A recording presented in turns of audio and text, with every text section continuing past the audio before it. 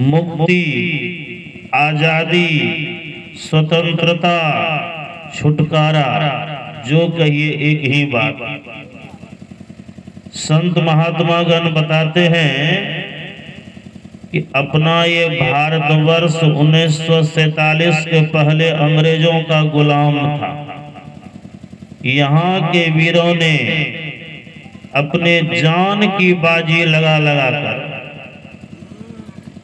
किसी ने प्रेम से तो किसी ने लड़ कर के, किसी ने अस्त्र से तो किसी ने शस्त्र से, किसी ने राम नाम का सहारा लिया।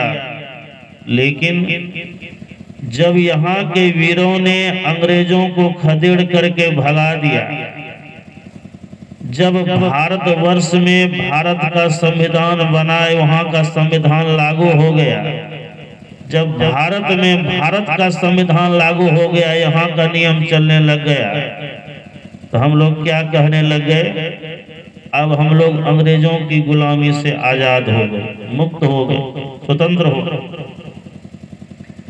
तो अंग्रेजों के गुलामी से तो भारतवर्ष को स्वतंत्रता मिल गई, लेकिन संत महात्मा बताते हैं हम लोग अभी भी स्वतंत्र नहीं हैं, हम लोग परतंत्र ही बने हुए।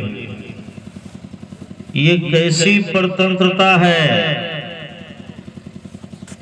तो संतगण बताते हैं कि जब तक मनुष्य इस संसार के अंदर, संसार का और इस शरीर का, इस शरीर के अंदर जो इंद्रियां हैं, जब तक इंद्रियों के गुलाम बने हुए हैं, तब तक स्वतंत्र नहीं, तब तक परतंत्र ही।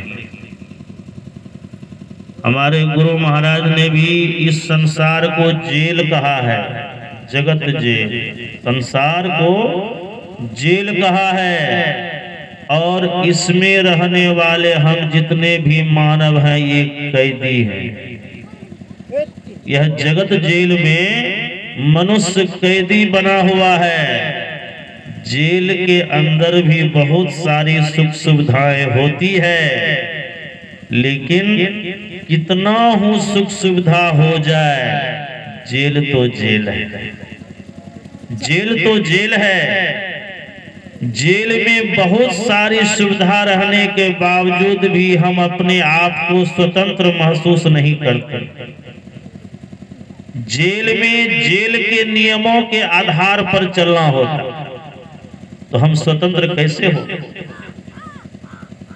एक चिड़िया स्वतंत्र विचरण करती है, सुबह से शाम तक उड़ती है, जो भी दाना, कीड़े मकोड़े, जो भी फल फूल खाती है, उस स्वतंत्र विचरण करने वाले चिड़िए को जो सुख है, जो आजादी है, वह सुख पिंजड़े में रहने वाले चिड़ियों को नहीं है।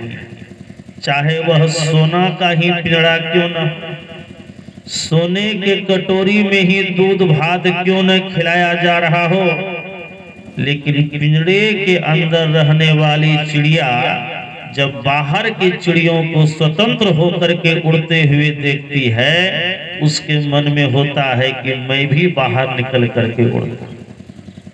उसे सोने के पिंजरे में सुख नहीं, दुख ही मिलता है। ठीक उसी तरह से शरीर मनुष्य का है, सबसे उत्तम शरीर यह मनुष्य का है, लेकिन जेल तो जेल है। इस जेल में भी यह जीव कैदी बना हुआ है। जब तक किसी भी शरीर के अंदर जीव पड़ा हुआ है, तब तक उसे मोक्ष की प्राप्ति नहीं हुई है, मुक्ति नहीं हुई।